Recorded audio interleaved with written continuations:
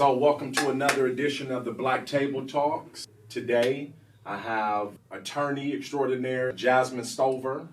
Hi, how are you? All right, and I'll let you introduce yourself in terms of the firm that you're at. So, as Akeem said, I'm an attorney here in the Cleveland area. I practice law firm of Fisher and Phillips, which is a national firm. We have about 500 attorneys, 40 plus offices. But my background personally, I started as an assistant attorney general for the state of Ohio, working down in Columbus. Then I went to a medium-sized law firm servicing clients primarily in Midwest.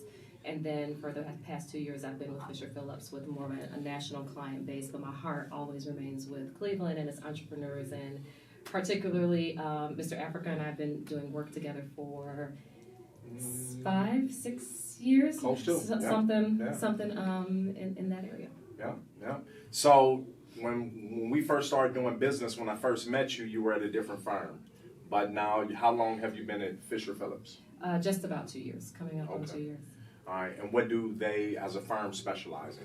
We specialize in labor and employment, pretty much anything related to employees, your business, as well as, so let me back that up. There is employment law and then there is labor law. I do both.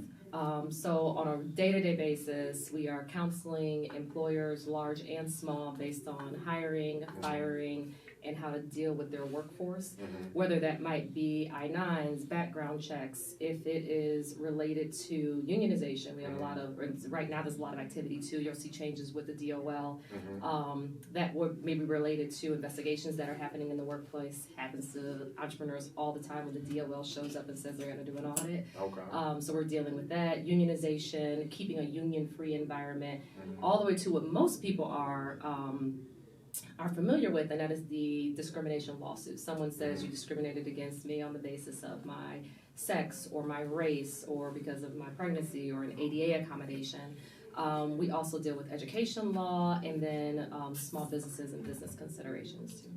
All right, so tell me the difference between employee law and labor law. Yeah. I didn't know it was a difference. There's a difference. So I am what they call a traditional labor lawyer, and most businesses don't run into traditional labor lawyers. So part of what I do is I negotiate labor contracts. So if you have a unionized workforce or if you're in an area, especially in manufacturing. If you're in an area where you're going to see Teamsters or steel workers, they may come into your facility and say, hey, we're going to organize and we're going to have petitions out. And so I have employers that say, hey, we want to keep a union-free environment. We counsel and train them in that area, and I will come in and train all of their management on how to look for potential unionization, how to avoid unionization. And then if they do have a unionized environment, I will sit at a table and negotiate those contracts. Additionally, I'll handle arbitrations related to those contracts. So I do that nationwide for different employers. All right. On the employment side, the difference is pretty much what happens to an employee in the course of their employment. So employment is really broad. All day I answer phone calls just, hey, I have this issue going on with these employees, or executive compensation. I want to negotiate a new agreement for, let's say, an executive chef, for example, in your case. An executive chef is coming on, and Jazmyn, I want him to have some skin in the game. I want to really keep him tied to my business. We could talk about negotiating some type of executive compensation and putting an employment agreement in place, and one that protects you but also gives him a little bit of interest. Maybe he's earning some interest in the business.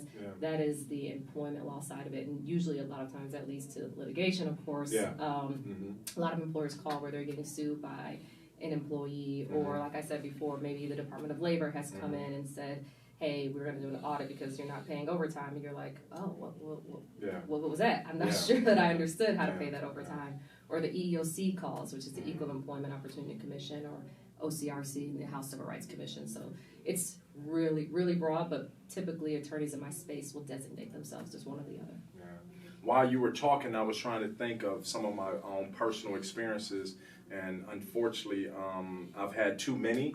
I've learned once you start doing business on a certain level, in regular business, things are just going to happen. It is what it is. Right. And I think I mentioned to you the other day when we were talking, I just got another lawsuit about some investor for $3,800. And what was my response? Yeah, but Yeah. well, I was venting to you like I hate seeing my name or my company name anywhere affiliated with the clerk of courts. I don't want to be the Donald Trump of business. So, you know, I'm very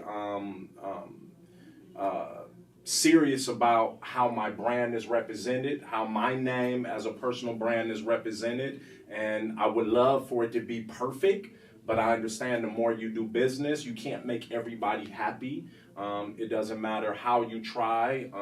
Things is just going to happen. I think when I looked at the clerk of courts situation and I seen my name mentioned, not my personal name, but one of my business names mentioned maybe a dozen times, and it was all connected to one deal. Right. The guys that I was loaning money to, Right. and they were buying real estate, and they went bad on all the loans. And because I was a lien holder on all the properties, every time they send them information, they have to send me information. Right. So, you know, even though it's not anything major, I've never been a part of any major lawsuit as a real estate investor or personally, it still matters to me. Yeah, you know, I think the way I see it, dealing with companies of all sizes and dealing with entrepreneurs, is that the larger you get, the more you grow. It's a cost of doing business. Yeah. And as you grow, part of what you should be considering when you're setting out your budget for 2021, when you sat down November, December, and determine what your budget was, there should have been a line item for legal. Yes. Yeah. Right? Yeah. Because that needs to be set aside. It is a cost. Yeah. And I think a lot of entrepreneurs in their growth strategy in the beginning should be understanding what that cost of legal is. Right. And, you know, not to take it personally, because GE doesn't get concerned when they see their name on a document. Yeah, right? I got it. Right, I got it. So, and that's what this forum is, the Black Table Talks. Our target market is small business owners, entrepreneurs, and investors. And this is whether you're just thinking about your business and how you enter that business, or you're writing your business plan, or you're getting funding, or you opening up your first business, or if you've been in business 5 or 6 years. Because I've been blessed on both sides. Not only do I talk to other entrepreneurs daily, small business owners, some larger business owners, investors. They might not own a business, but they're investors in the marketplace. I'm finding that they don't have their T's crossed and their I's dotted. So I'll be the first to admit I always didn't. When I was a smaller business owner, I'm still a small business owner, you know, when you put them in a larger scale. But I found that, you know, it just happens. You have to have a relationship with an attorney. In my case, a couple of attorneys. You have to be prepared, because it's going to happen. That's the unfortunate part. So the key for us, what we're trying to do, why I brought you here and my other guests, is to provide that information now, where we can educate and teach those individuals, where they don't get hit by it unexpectedly or trip over it, and you know they lose complete grounding or footing or their foundation of their business. So I'm trying to get that information to them early. Also, speaking about that, I was thinking of some of the situations we had. I think when we first met, it was for the process of selling a business. I was selling, me and Mazi was selling a business that we had together. And then we rolled off into, I think right after that, I got sued by an employee for something directly relating to your specialty. Right. Do you remember the details of that? I'm gonna be honest, there have been a couple. Right. I think that one may have been an overtime case. She accused me of not paying overtime. But yeah. Right, and I'll be the first to admit, I probably wasn't paying it the proper way, because I didn't know. I didn't have the knowledge and understanding. I was just doing business through trial and error at that time. Right. But we were able to mediate it very quickly and resolve the issue, and I started doing what I was supposed to do in terms of that. And I think, so I'll say, because as a real estate investor, you are probably one of my clients that is not risk adverse, right? Yeah. And this is not really related to an employment law situation. However, you know, I say to my clients all the time, you're either going to pay for it up front, you're going to pay for it on the back end, right? Yeah. And it is much more cost effective for you to come to me and pick up the phone and say, we can have a 30-minute conversation of what the appropriate setup is Yeah. for whatever deal you're looking to do, whatever the terms and conditions are, whatever the contract is, Yeah. versus, Jazmyn, it was a verbal agreement, and now you're coming to me, and when I go into court, I need documentary evidence. Testimony is great, but I would love to say, here is his testimony, and here's the documentary evidence that we have to back that up. And so I think a great example is the most recent case that you had that we were talking about the other day. I said, hey, but wait, there's a contract for that. It is. Right? Yeah, so, absolutely. he's filed a lawsuit, and I said, no, we have a written contract for that, and we can go back to it and point to it. And so, that'll be resolved much quicker. Yeah. And and likely for nothing, right? Right. Because it's been prepared and documented. Yeah. And I'm sure for me personally that I have not only friends and affiliates and associates that I've done business with that will attest that, I'm all about contracts and paperwork. Even though Ohio is a state that you can actually enter a contract verbally, you can. which is not in every state. Ohio is one. I've learned from one of my business mentors early on that, and I thought, just a quick story, I thought we have a real personal relationship. He's a friend. I consider him a friend, but he's also my business mentor. Older than me, has done business in the city of Cleveland for 30 years, very successful, retired.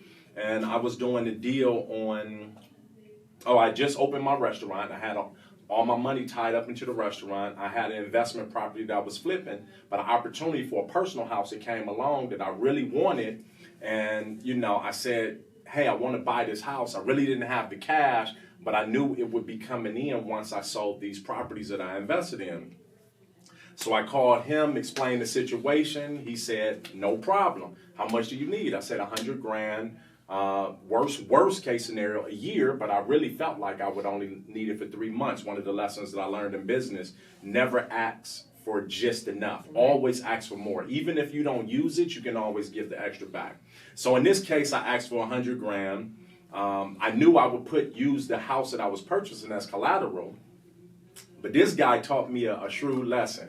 He not only wanted that property for collateral, the property I was living in at that time for collateral, the investment property that I have my money invested in as collateral, and I signed a personal guarantor, and he introduced me to a very important contract that I learned for the first time what that was, and now I carry it in my wallet and I use it, and I personally loaned money to individuals and used it at least 24 times, right? Gosh, I mean, it may be even more. I mean, so I think learning that lesson leads me to say that finding someone you work with who also knows your business, right? Yeah. Because at this point, understanding your business and the way you do investments and the way you work with other entrepreneurs in real estate, whether that be a partnership or whether that be some type of loan agreement yourself, if your attorney knows your business, if they're not piecemealing you, right? If they're not just coming in and coming out and say, I can help you with this, but I understand what you do. Then when you come to me and say, Jazmyn, this is the deal that I'm looking to do, we're able to create documents that I know meet your needs. And then we're able to replicate those documents for multiple deals. And it becomes very, very easy. And so I think it's a lot to do with relationship, knowing someone, working with someone who knows your business, that they are a business partner with you. And I think that's something that it's really important to me with all my clients, that I have to understand your objective, your actual business objective in order to give you sound legal advice. Because a lot of times, and this happens a lot with my clients, I can tell you exactly what the law is. I can give you that yes or no answer. However, that yes or no answer may not meet your business need. So you can call me and I can say, listen, legally you can do X, but understanding that really you're trying to get over here to Y. Let's take this route. Right? Or let's do nothing. This is not something you want to pursue because it's not going to reach the long-term objective. And so I think that those things are important. I think that sometimes people are either quick to only provide their attorney or their accountant with a very small piece of what they're looking to do as opposed to holistically what they're trying to get done or what their objectives are. Where sometimes it may be quarterly, you need a lunch with your attorney or your accountant so they just understand holistically what you're trying to do. And I always suggest getting your attorney and your accountant together as well so that they are working in tandem. All professional services. But where people will understand what specific contract we were just talking about, because there's so many promissory notes and partnership agreements, but this specific contract is called a cognovit note. Right. I remember the first time I heard it, I couldn't even pronounce it the proper way for the first 3 months. I just knew I signed one. Right. And I didn't even know how locked up I was to that contract, even though I ended up paying them back. I got out of it. It was no problem. I made the payment. I paid the property off. Ended up selling other properties. He released all the liens on all of my properties, and I paid him back. But I understood that this individual that I considered a friend, that told me he loved me a couple of times a year, right? We had been doing business for 20 plus years. He loaned me $100,000 within 3 days after I called him, as fast as the paperwork was completed. As a mentor, he taught me a lesson. Of course, business is business. Business is business, because anything could have happened. And when I have individuals calling me now and they feel like that our relationship should be a little stronger than when I have you as my attorney send them that cognovit note, hopefully they won't be offended, right? Because I wasn't. And so that they understand it, when you sign a cognovit note, and this is what I want to do. This is good for, I think, any entrepreneur to know, because personal guarantees, cognovit notes, promissory notes, a promissory note, cognovit note are similar, except for that cognovit note. When you sign it, number one, read every document you sign. But when you sign that document, Ohio law requires that there is bolded language in there under the Ohio Revised Code that you are now signing, and as attorney, in fact, I can walk into court and declare a judgment against you. So for that situation with that $100,000, if you had defaulted, if a payment was due on the 5th and you got a 5-day grace period, and by the 11th, that installment payment, maybe it was not made, I do not have to call Akin Africa and give him 1,000 notices. I don't have to chase him down. I don't have to sue Akin Africa in court and litigate the fact that he owes this money. I can walk that into the judge, get a judgment against him for the outstanding amount that's due, likely any penalty that's due. So if there was interest that was due on that loan, if there's a default or penalty interest rate that's due on that loan, likely there was, because this is a non-conventional loan, right? We're getting all of it, plus attorney's fees. So when people default to his benefit, we got that judgment. Then we're going to collect on that judgment. And as a person who's been in the business, who's learned it, he's also got that collateral tied up. So we know that person has some assets, and we're going to go ahead and execute on those assets as well. But additionally, while he has an attorney on retainer that he's hired to do it, my attorney's fees are coming out of that. So it's a smart play for you either way, but it's good for entrepreneurs to know what they're signing. So those that I've done business with, now you know why I don't call you. Right? It's easier to hear it from me. I got a couple of individuals that signed cognovit notes that's outstanding. Now they understand, damn, why this dude haven't been chasing me down for his money? Because it's an investment, it's growing. Because I believe that one day you will be successful and I will get my money plus interest for work that I don't have to do anymore. And he reminds me, hey, remember that from 5 years ago? Yeah, it's still adding up. So just know, now you understand. And for those that's even considering loaning money, doing an investment, now you will understand exactly what that is. But if you're about your business, if you're doing the right thing, like I've signed cognovit notes as a borrower, and haven't had any issue or problem with it because I know what I'm going to do. I know I'm going to take care of my business, and I don't have to worry about defaulting on a loan. But in business, things happen. People might have the right intentions, and I understand that as a business owner. Everything that I've ever batted at, I didn't knock it over the fence. Things happen, but it's how you handle you know, the default or the situation. That's what really matters. And it's understanding your risk As well, right? Yeah, so for sure. One of the things as you're looking over contracts and terms and conditions, at a minimum, call counsel and say, point out for me the things I need to know. Yes. Right? I'm going to sign this contract, Jazmyn, but what do I need to know? And I can, you know, bullet point that back for you. Understand that if you default, here is what you're going to be liable for. Understand that you have to add them as an additional insured. Understand that they want insurance coverage up to $100,000. You know, you just need to understand what all of your obligations are, and if you don't do some of these things, you could be in default. I get it. I read for a living. All I do is read all day, and most people find it boring. And most of my clients don't want to read contracts. You might be an exception. You read contracts, but most are like, listen, look, you know. Take a look at it and tell me what the risks are and what I need to know. And so that's what you should be doing. If you're not going to do it, have someone do it for you. Yeah, for sure. One other thing that you had mentioned, we talked about personal guarantees, and I think it's one to point out because I think entrepreneurs run into personal guarantees more often than they run into promissory notes or cognizant notes. And so remember that you can negotiate a personal guarantee. Almost every commercial lease that you come across is going to have a personal guarantee that wants you to guarantee the term of a lease. So it could be a 10-year lease, it could be a 5-year lease. Negotiate it down, right? I will guarantee 5 of those 10 years.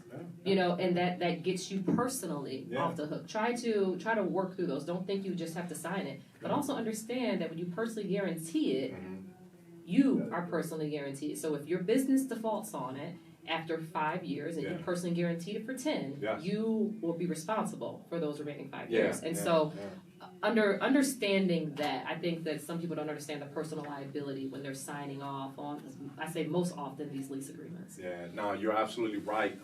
10 years ago, or a little over 10 years ago, when I first signed the, was in the middle of negotiating the deal for Zanzibar, Shaker Square, I remember they introduced me to that whole process of everything is negotiable, right? The attorney that I was dealing with at that time, you know, they were asking for a personal guarantee for the whole 5 years with 2-3 year options, and I was able to negotiate it down to just the first year. So I remember that it was a good thing. What I learned, I'm teaching my new property manager assistant now.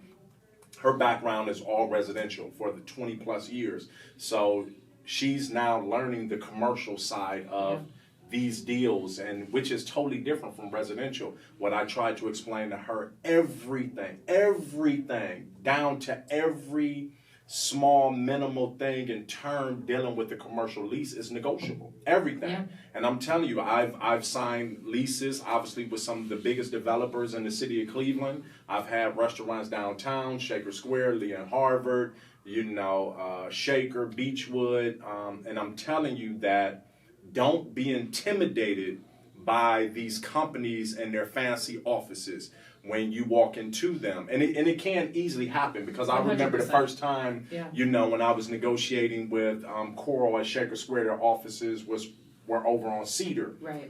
Upstairs, and you know, you get buzzed in and they had the assistant, and you walk into the big conference room and it's bigger than your house, and you're thinking like, these people don't care about my little money. They're not playing. You think that you can't negotiate. If they tell you $30 a square foot, you think that that's locked in stone. And I'm here to tell you it's absolutely not. They're prepared for negotiation. They understand that it can be negotiated, and they're open to that. And they'll respect you more if you actually negotiate and push back on that. So understand that, but everything they're giving you is standard, right? So they've got a 25-page canned lease that they're going to give to you. And then, you know, it's not just negotiating the rental rate. Take a look at the other things that are built in there. Commercial lease, your landlord's generally paying for the walls and the roof. That's it. I have a lot of entrepreneurs that call and say, my landlord said I have to pay to repair the HVAC unit.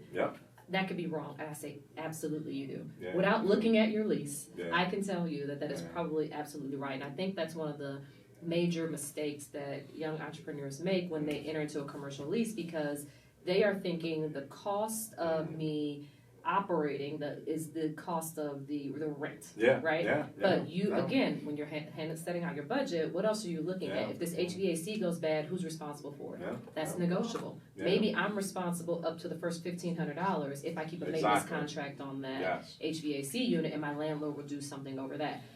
But you have to negotiate that. Yeah. You have to negotiate all of those provisions. So. With my personal experience, unfortunately, over the last 5 years, I've converted most of my investments over to commercial real estate. And the problem is when I'm dealing with these first-time business owners, it's never entered in an agreement.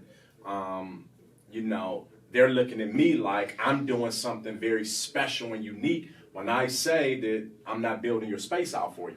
When I'm not putting in a new toilet or a new sink. Right. They think it's just me, and I wish that they had an experience with somebody else before they come to me, and then they'll appreciate the things that I do, because I am a guy would put in the toilet, would put in the sink. I'm dealing with a situation right now, and I have a personal relationship with the individual. We grew up together, and she's renting a space from me. And, as a courtesy and to help her business out, and in turn, hopefully help my long-term investment out and give back to the community. She was bringing a new business in. And I said, hey, I know you don't have all the money up front. It's my building anyway. I'll do the build out to a certain degree. Mm-hmm. And I exceeded that. I did some things specifically for her business. But in turn, it's a long-term investment that I own, right? But as soon as I was there, she kept asking for more and more and more, and I provided everything down to almost light bulbs. Light fixtures, light bulbs, air conditioning, shower, mirror on the wall, and different things. And it just got to the point that we just couldn't. It seemed like the more I gave, the more they wanted, and I was like, look, this is not working out. And I understand this is your first business, and I appreciate that fact because I've been there. But there's only so much that I can do, somewhere down the line, I'm the landlord and you're the tenant, or if we're going to be partners, then that's a whole different conversation. And so that's a good point, because while that person may have been a personal friend, other things that entrepreneurs should be thinking about as tenants are build-out costs. You can always negotiate in there with your landlord that they are going to pay a certain amount for your build-out.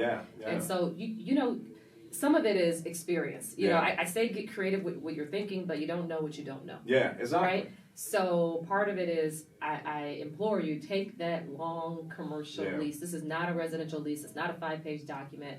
Take it to someone and just say, educate me. If you can't find an attorney who's willing to sit down with you for at least an hour over a cup of coffee to give you some information, and I say free advice is an investment in that person, then they're probably not the person for you, right? Because at a minimum, an hour is not enough to know if you really want to work with someone, but it's enough for you to start to get some type of information out of that person to give you some direction and to see if you want to move forward. Yeah, of course. So you should be able to at least, be able to do that. And I do that before you call someone and say, can you review the lease for me? How about can we meet for coffee? Yeah. I tell people that all the time with professional services. Your attorney, your accountant, your insurance agent, these are professional services that it's okay to call someone and say, hey, do you know this person? But you still have to make sure it's a fit for you. Correct. Over just the last 10 years, I've went through 3 or 4 different attorneys. I met you maybe 5 or 6 years ago, and the business, the flow of business and the communication has been good. I've had attorneys that literally, and people always say, I don't want to get into this color thing, but it's no such thing. Black and white, it doesn't matter. Yeah. It's a bad seed in every color. Mm-hmm. And I personally learned this. I wrote a $5,000 check to file a trademark for my brand names on some businesses I had. This guy literally, when I say literally, he literally disappeared off the map. Literally. I went to his office. We had a meeting. Within 4 months, he disappeared. I came to find out after doing some research. I found out that he had lost his law license. And I think I told you about that. I think so. He ended up catching a case, getting caught in a hotel room with a 14-year-old or something. And I wasn't the only one that he took it, but he had the case when I met him. I didn't know. And So still, he was right. practicing illegally. He was running around trying to collect all these funds because he knew he was about to disappear or whatever. I mean, this is something you see in a movie or a TV, and I experienced it. So just because they have attorney in their name or account in their name, that doesn't mean they're perfect or great or perfect for you. Or get referrals, right? Start one with a referral, right? If someone comes to you and says, hey, I'm looking for an attorney, you work with multiple attorneys, and you can say, hey, I have Jazmyn for this or this person for that. And then some of the questions you should be asking are to Akeem, because he works with Jazmyn. What's her communication style? Can you call her? Can you email her? Can you text her? How busy is she? Is she available? Does she work with businesses like me? Ask that to your referral source, but also then ask it of counsel. And I love when a client asks me that question, because I will tell you, do not leave me a voicemail. I'm not going to listen to your voicemail. But you can send me an email. You can send me a text. I'll pick up your phone call. But more than likely, I hate voicemails. It's just, if I could turn the feature off, I probably would. I tell you that all the time, your voicemail for it. It's very unprofessional. You do say that, and I say, I turned it off, you can send me a text. But I answer my phone. Just how available is that person? If you are someone who needs a lot of, and I call it hand-holding, I say some of my clients might be needy. Like, if you want to talk on the weekends or whatnot, I can tell you that there are certain people in my office that are not for you. Right? And there are other attorneys that are. So you need someone that fits you. Like, and I believe, and I say this all the time, there are a lot of attorneys out here. There are a lot of accountants out here. Work with someone that you like. Work with someone that you get along with as well. Of course. You know, I mean, I think that's important too. The more I like you, probably the more I'm going to talk to you and have you on my mind, probably thinking of things. The one thing you need to know is attorneys and accountants, a lot of deals come across our desk. We get a lot of information. And so the one thing, we talked about this probably years ago, that I like in terms of having a minority client base is I get to share information. Right? Hey, this is something you should be thinking about if you haven't thought about it. And so you want to work with somebody that you can develop that kind of relationship with. So I definitely want to jump on that, but something before I forget, I wanted to tell this story about, I was going through a deal probably 20 plus years ago. I was buying my first commercial property, the old Juvade. And I was going through the process, and I hired a local attorney. No disrespect to her. She was good to that point. And the guy who I was doing the loan, or I was loaning him money on the project, I forgot exactly how the deal went, but I won't forget this, that when the document came over from his attorney, I gave it to my attorney at that time. And I would never forget her reaction when she called me the next day after she reviewed the document. She said, "Who is this attorney? Have you met him?" I said, "No, I don't have a clue." She said, "This is a great contract, a great agreement. He did a great job." And I was like, that let me know, well, you can't step up to that level. That's the attorney I want, and I switched. Soon as that deal was done, I ended up going with him, and we ended up doing business for 6 or 7 more years and doing a lot of great business together. And, it was one of those experiences. Sometimes, I just stepped up a little. And it's okay to outgrow people. Yeah, exactly, right? And that's what I did. I outgrew her. Understanding it's okay that you can evolve to a point of outgrowing people and maintain relationships. One thing I will say, I think sometimes attorneys get bad raps on this in terms of, oh gosh, you got an attorney, you're going to kill the deal. Right? And so make sure you have more transactions. You don't do a lot of litigation. You don't get sued a lot. So you probably don't want a straight litigator handling your work, right? Litigators tend to be aggressive, and we're going to fight about everything. I just closed a deal for another client, and we all sat down to go ahead and sign the docs. We got everything done, closed super quick in less than 30 days. And the other attorney and I were standing there talking, and he was like, "Man, the one thing you did is like you made sure you just got this deal done." So make sure that when whoever your service providers are, like the point is to get the deal done for the client, right? I'm going to find ways to get you to the goal. You don't want someone who's getting in there and killing your deal. And that happens a lot. Of course. No, I agree. So I have to tell people this, because we laugh about it all the time, that for one, I think I'm an attorney. Right. But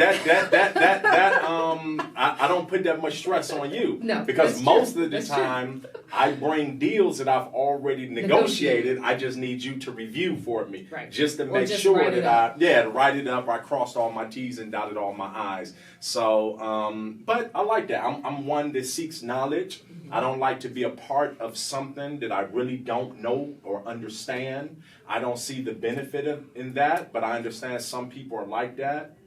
I'm one that goes beyond the call of duty to being involved with the deal and understand what I'm getting involved with and what I'm investing in. Yeah, I think that's helpful too, right? Because while you come to me with the framework of, okay, here's the purchase price, here's what the inspection period I need, this is what I'm doing due diligence, etc., that still has to go into a document that's 25, 30 pages, and I can tell opposing counsel, this is what my guy will do, this is what he's not going to do, and we can come to a meeting of the minds, right? Because we know what the structure of the deal is supposed to look like. Of course, we both want language that protects our client. Exactly. But I also have an educated and savvy investor that I'm working with that I can call and run through some language, and we can massage it that as it fits your needs. So it's good to make sure that you also are educated, just like Akeem said, on what you're doing. And if you're not, make your attorney educate you. There are things that we talk about, and you're like, explain that. Yeah. What is it? Definitely. What is? Look at this. Tell me what that is, and we go through it, and then you get it, for the next time. And so I don't have a problem as much as I think that I'm an attorney. He's not. I'm not certified, or I don't have an endorsement. You don't have a law degree. I don't have a law degree. You're right, but I've studied law. Yes. Okay. Yes. That was It's an ongoing. that was one of my favorite classes, law. Yes. But business law, actually. But specifically, again, we're talking about small business owners. Right. From your personal experience, small business owners, entrepreneurs, and investors, but small business owners, from your personal experience, give us one example of something that comes across your desk regularly dealing with a small business owner, somebody that actually has a business up and running already, but they're not where they exactly want to be. Yeah, so there are a few. I would say number one is failure to put agreements in writing, contracts, terms and conditions. That's huge. Whether you are an investor and you are partnering with someone on some type of investment, failing to document that. I will tell you that I've been in court for 18 to 24 months litigating over what the partnership agreement really was, and there is no partnership agreement. I'm going through text messages, thousands of text messages to determine what the partnership agreement was. And so that being said, I'll back that up one step. As a small business owner, how you were set up. Are you set up as a sole practitioner? Are you a partnership? Are you an LLC? Are you a C Corp? Or if you have an S Corp filing that designation, what are you doing? In that S Corp, and I was like, well, I want to be an S Corp. Well, really, you're an LLC or a C Corp, and you're going to file as an S Corp, but understanding why you should, right? Are you an LLC, you're a single member LLC, and you're not just going to take distributions, but you're going to put yourself on payroll and pay yourself? You want to go ahead and become an S Corp? So thinking through some of those things and working with someone at the start of your corporate setup. Much easier to do if you're a single member. But let's say you have a partner. And you and your partner, and this is an example. I have a really good friend who's also a client, and she was probably my first large client. I'll tell the story. I actually, and you've met her. We worked together for it might be going on 9 years or so. She literally walked into my office. She'll tell the story. She'll say I was a baby lawyer. And she walked in and said she was going to buy a home health care company for $1. And did. We closed that deal in 45 days. She bought that company. It was a business already up and running. It was an operating business. But obviously it was failing. It was not failing. It just wasn't making enough money for the person who owned it. They had multiple companies, and this company was small, and they said, I don't have time to run this. Okay, and they pretty much probably wrote off the loss or whatever. Well, yeah, they did. And one thing about that business is that you constantly have money coming in because Medicare pays about 90 days late, right? Yeah. And so if he was to shut that company down, he would have no one there to collect, right? So he sold it to her for $1, said, okay, you can collect what's coming in. You can also use that as a bank to go ahead and fund your own operation. So he was a private lender to her, so to speak, right? And so one of the things that we went through is issues in the partnership. Yeah. You know, you come in and someone is a very good friend and you're like, hey, you know, we homies. This is what we doing. We're going to be 50-50. And matter of fact, it might be my idea, my opportunity, but I want us to be in this together. Yeah. We've been talking about this for years. And so we're 50-50. I'm going to go ahead and give that to you. And you have to be so careful. I plead with everyone. You come in and think about the marriage and let me think about the divorce. Okay? And so that and it's not to say that I think that it's going to go bad, but let me protect you in the event that it does. And let us talk about what it looks like in the event that it does. And so and her and I would laugh and talk about this all the time, but because of that friendship, there was some pushback on how that should look. And when it went bad, it went bad. And she came out of it well and ended up selling our company for $2 million and went on to do great things. But those are the things you want to think about in the very beginning. Do not get into business with a friend, an acquaintance, someone who just is giving you an opportunity without documenting it. If you have an LLC, you need an operating agreement. You need to put those things on paper. And you need to think about what that looks like, not just what it looks like if we decide we don't want to do business together. What does it look like if you die? Are your heirs stepping in your place? Can I go ahead and pay off their interest with a key man policy? What are we doing? I don't want to do business with your wife or your, you know, that's not something that I'm interested in. Right, and so, of course.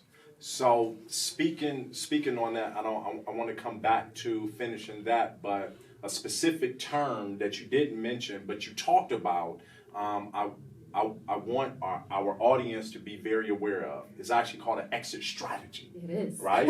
I love that word because I've introduced it to so many people that I've invested in companies and partnered with in situations, and I let them know, hey, we have to have an exit strategy because I don't want them to be caught off guard from this when they see it. And I explain it like what you just pointed out. Death is guaranteed to everybody. It is. You can get in a car accident. And I don't want to do business with your son or your daughter or your wife or your husband or whoever it is. That's who I got into. And you might not want them or they might not want to do business with me. So that exit strategy protects both of us. Correct. But something else that you had mentioned, which is a very important part of that document that I've learned is the operating agreement. Right. The very first partnership I entered, we didn't have an operating agreement.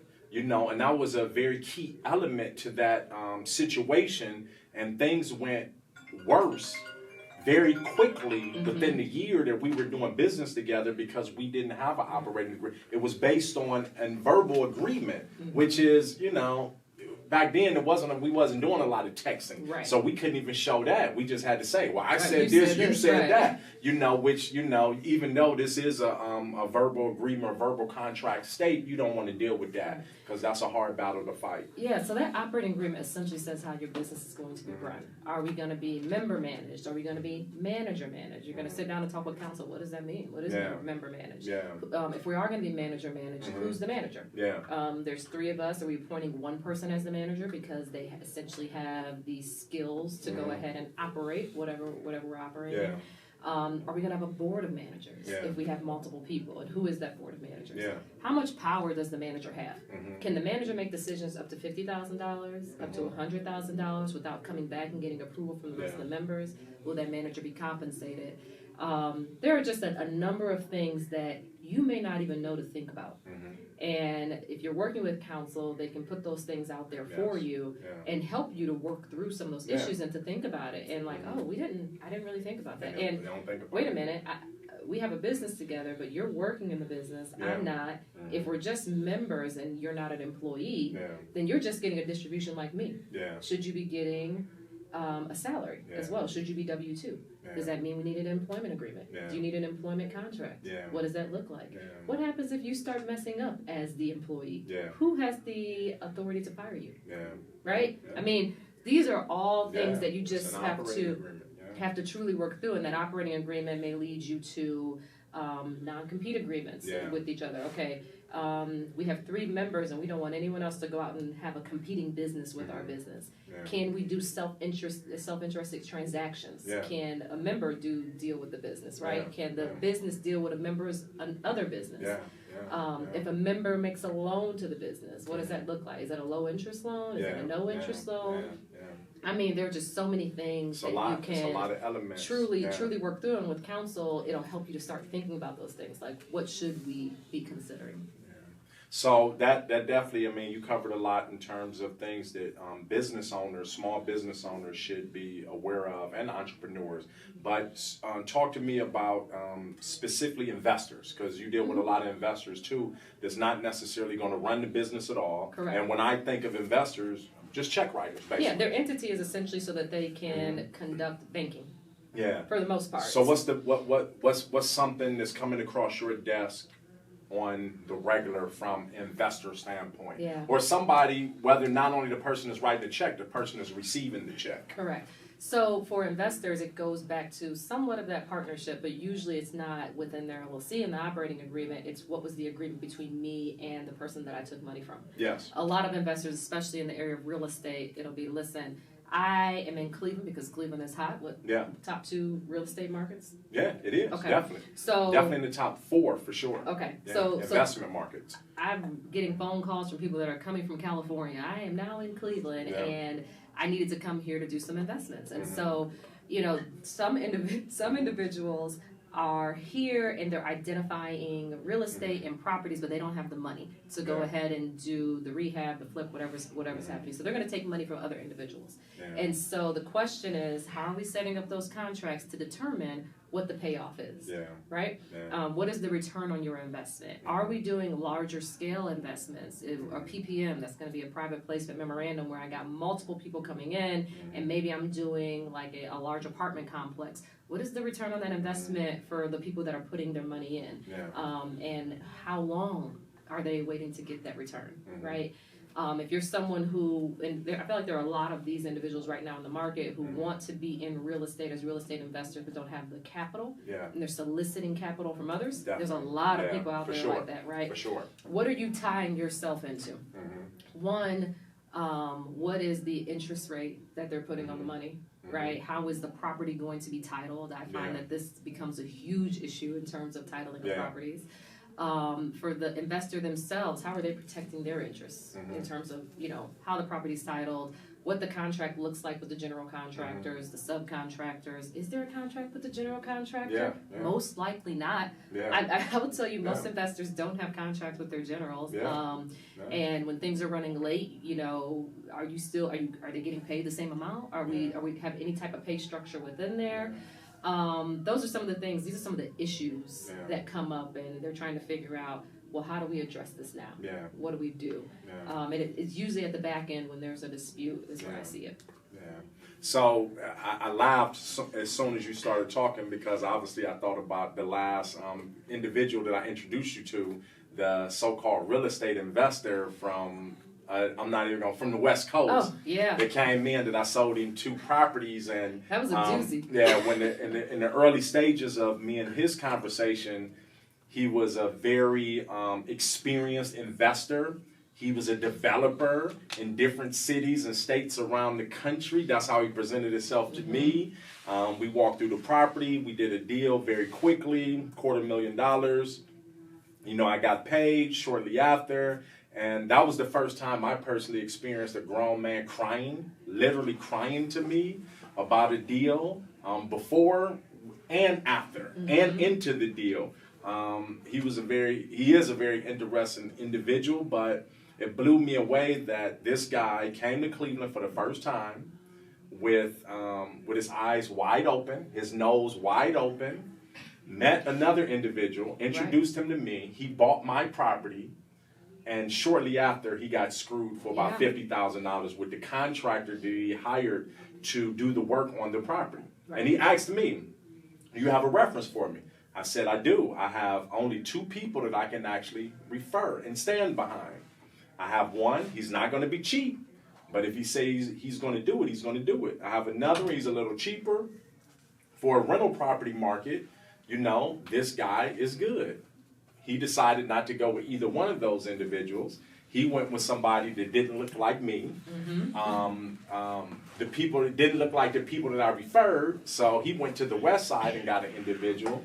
And I think they screwed him in probably about 30 days flat out of $50,000 or $60,000. Yeah, it was pretty bad, and that's another situation. So what I haven't mentioned is just due diligence and background checks. We talk about due diligence all the time, and due diligence in your deals. I mean, again, we work a lot in terms of buying and selling companies. We do acquisitions. There's a due diligence process in there as well that includes not just walking through a property, but includes documents and paperwork and what are we looking at and whether they have lawsuits or whatnot. And part of that is research that I do. Hey, we got these things outstanding. Due diligence on these contractors. A quick Google search, and if you don't find anything there, there's some background checks that counsel can do. I mean, to see what's out there, checking dockets and histories and see who you're dealing with. But that leads me to due diligence and background checks on your employees and your independent contractors. That's one area where I see people get into some trouble. When are you doing the background check, and when is it appropriate to do it? Not until after you made an offer of hire, number one. But making sure that you're doing those background checks, especially if you have any type of business that works with a vulnerable population, the elderly or children. Who are you exposing your employees to? You know, think about that. I think about it in terms of risk, but you should think about it in terms of responsibility. Right? My job is to say, what is your potential litigation risk here if you're exposing that person to any vulnerable population or any population? If you are in a cleaning business and you're sending someone into people's homes, who are the people that you're sending into your home, into those homes? Your cleaning business, there are a lot of state regs that say you can't send someone in there that has a theft conviction within the past 30 days, but probably you shouldn't, right? It's probably not a good idea. And but remember, once you do that background check, now you know. So now you have to make a right assessment. Because one way or another, that doesn't determine whether this person is good or not. To work with. I'm obviously a personal experience. I'm a convicted felon. Turned my life around, so I felt like that I'm thorough. You do a background check on me, my background check just by what the federal government or the state government would tell you is just not reflective of the whole picture. Without a doubt. So no, but I highly suggest it. You have to think about it in entire context. And so one thing I'll say, and this has changed in employment law, and the DOL and the EOC has given all types of guidance in terms of how you look at a background check. How far removed is a conviction? I counsel employers on this all the time. You're hiring someone for your finance department. If they have a conviction that relates to cashing bad checks, and it's a conviction that's 2 years old, probably maybe not a good fit for your finance department, but maybe a good fit for somewhere else in your business. You're looking at how old the conviction is and how related it is to the job duties.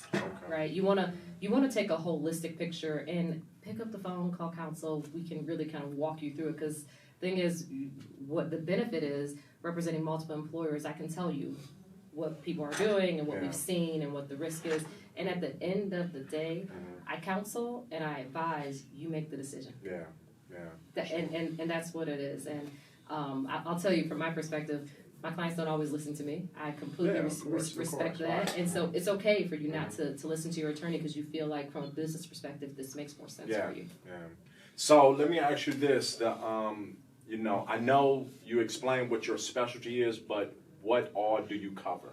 So where you won't have 1,000 people calling you trying to hire you for all the miscellaneous different things. I do not do criminal law. At all. No criminal law. I do not do any criminal. I can refer you to friends of mine that do criminal. But prior to getting to Fisher Phillips, I was at a general practice firm, and so I do a lot of general business law, general business litigation. I do real estate law as well, with a specialization in labor and employment.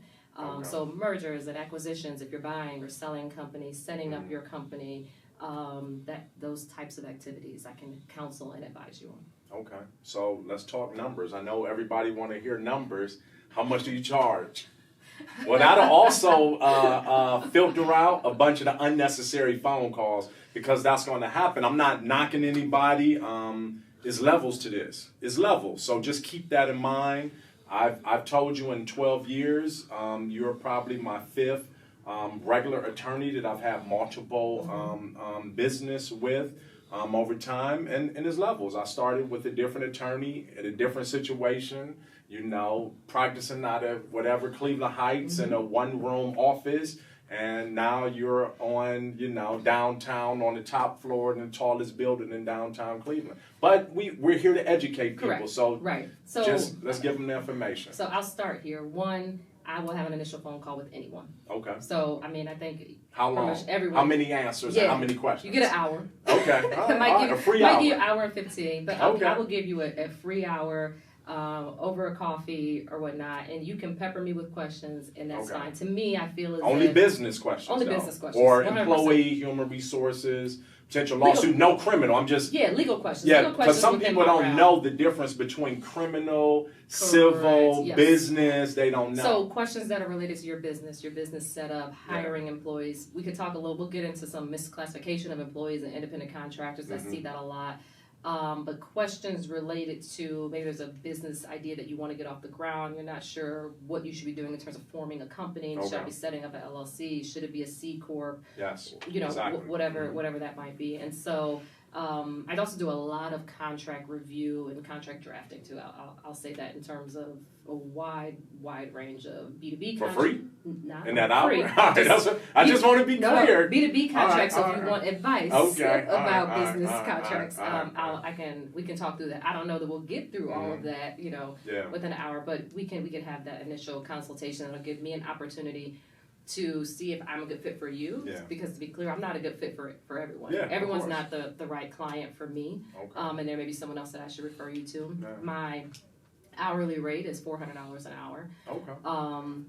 But I will say I do some work on a flat fee basis, right? There's some things that I'll say, hey, we can do that for a flat fee. There are some types of projects where I can estimate fees for you. I'm very good at telling someone I think that it'll take about this amount of time. Yeah. And we can estimate what that fee might be. But I also say for entrepreneurs, especially in our community, I tend to do some reduction if I feel, hey, I can do that for them. And I, especially if it's something that I feel, okay, is great for our community and I can be passionate about as well. There's an investment in it too, right? As an attorney, especially as a young black attorney, when you're working at a firm, no one comes and hands you a book of business. Yeah, you have to go out and get your own business. So I think you met me somewhere. I was just about to say that when you said that. Let's be clear. So that was one of the things that I said. Hold on, you an attorney? Where? Here you came here and you came here to visit your client. Absolutely. I said, soon as you're done, I need a card because I need to get your information. Yeah, that's phenomenal. There's an investment in that, and so. One, after talking with that particular client, we just really hit it off. I knew that he needed what I could offer and some of the services my firm could offer. Yes. And for me, I was like, this is a long-term relationship. Yeah. So absolutely, I figured it out in the beginning, and we still have a relationship to this day. And so, it's all, when I talk about fit, it really is all about fit. But that is the standard rate for me. Okay. All right. Good to go. So the best way to contact you? Yes, so you can reach me at jstover@fisherphillips.com. And then you can also reach me by phone at 440-740-2148. Okay. All right, good to go. I appreciate you coming back. Did you charge me for this hour? Of course. Always on the phone. Just a joke. All right, thanks for coming. Thank you.